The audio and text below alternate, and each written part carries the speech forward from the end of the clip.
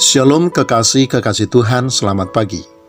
Saudaraku sekalian, di dalam Injil Yohanes pasal 11 ayat 1 sampai dengan ayat yang ke-44, kita menemukan kisah bagaimana Lazarus yang sudah mati 4 hari dibangkitkan oleh Tuhan Yesus.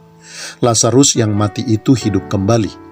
Kisah tersebut harus diakui, menjadi kisah yang sangat menakjubkan, yang menunjukkan bahwa kuasa Tuhan Yesus bukan hanya berlaku atas kehidupan, melainkan juga atas kematian.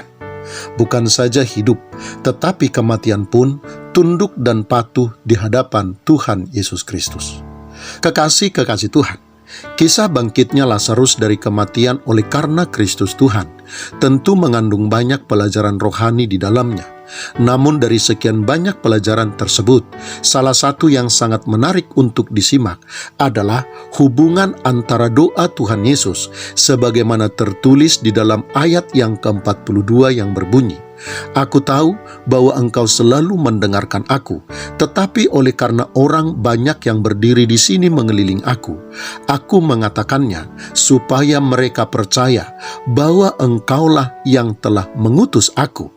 Dengan perintah Tuhan Yesus di dalam ayat sebelumnya, yaitu di dalam ayat yang ke-39, di mana di dalam ayat tersebut diceritakan bahwa Tuhan Yesus memberi perintah agar orang-orang yang ada di situ mengangkat batu itu, hingga Marta, saudara orang yang meninggal itu, berkata, "Tuhan, ia sudah berbau sebab sudah 4 hari ia mati."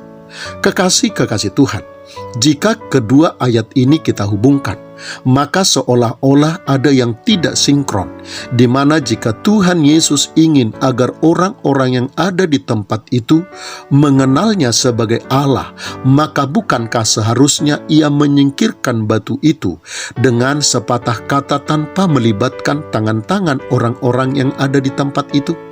Tetapi kenapa Tuhan Yesus harus melibatkan mereka?